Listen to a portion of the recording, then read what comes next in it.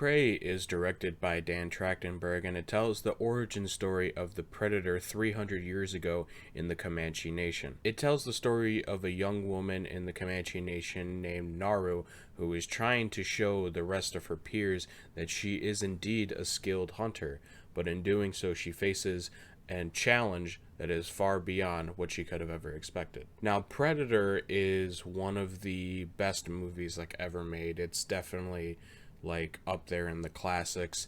It is just a standard for movie making at times, and we really haven't had as good of a Predator movie since then as that.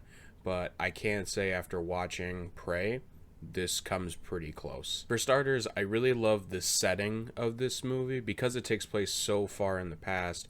There's no modern technology. The most modern technology we see is muskets basically, and it was really cool to see just a take on the Predator movie where he absolutely, and not to say that we had the best technology in every movie that he was in, but it really shows comparative to if we had just guns and he has better guns. This is oh, I have tomahawks and bow and arrows and he has a weird cybernetic gun.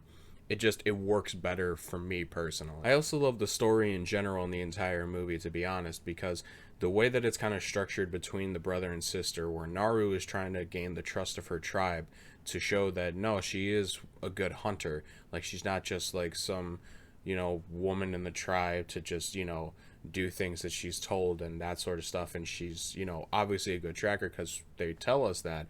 But the brother knows of her skills, but is also fearful that the creatures that they do face could potentially hurt her. So I like the dynamic of those two, where the brother's really only looking out for her, but she's also trying to stand up for herself the entire time. And while outside of those two characters, there really isn't much character for really anyone else, and that's fine to me because I feel that those two together, and Naru specifically herself, already has good character development throughout the entire movie. She learns from her mistakes and she uses her surroundings, to help her win in instances.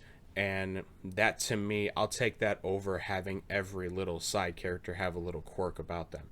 Predator was cool because it mostly went straight into the action. You didn't need to know too much going in, and they kind of told you throughout. And they had little character moments between everyone, and that makes that movie better in an instance. But I also understand that in this setting, at least, they could have maybe done something with little side characters here and there, but the story is mostly about the brother and sister, and mostly the sister trying to win over the tribe. And that does lead to some pacing issues throughout the movie. I found myself at times just kind of being let's get back to more of the Predator stuff. Let's get back to more of Naru trying to face off against them, or the Predator facing off against the Comanche tribe. And when that stuff happens, that is phenomenal. It's some of the best shit I've seen in the last year for action, so to speak. And even the tension that's built with it too is built up really well. But the story sometimes suffers from its little plot points that kind of, go into different directions, for sure. There's a specific scene where the Predator is chasing after people in a field of sorts, where the grass is really tall and they're trying to use it as cover. And that scene is some of the best tension built stuff I've seen in a while. And I remember watching the trailer for this movie and I was oh, this looks really good going in. And then I saw it was announced on Hulu, and it's just the streaming service sort of stigma almost, because I felt really disappointed when I first saw that. I was oh, it's a streaming movie, it's probably not going to be as good. But I was stunned to see how well this was made in stuff like that, but also the budget of this movie. You could tell that they spent good money on this movie because the shots are beautiful. It's shot extremely well. The lighting is really good. And while it's a little dark in some places, I think it fits a little bit better with this movie because a lot of it is fire lit, people having torches and campfires almost. So it fits well with that. And plus, the practical effects in this movie just stand out so well above anything else I've seen as of late. You see, we rag on a lot of studios for not allowing film creators to actually use practical effects or we see a lot of people just being really reliant on CGI.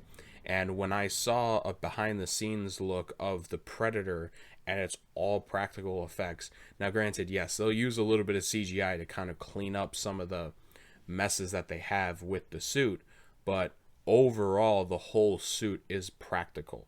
Overall, most of the material that they are using are practical effects.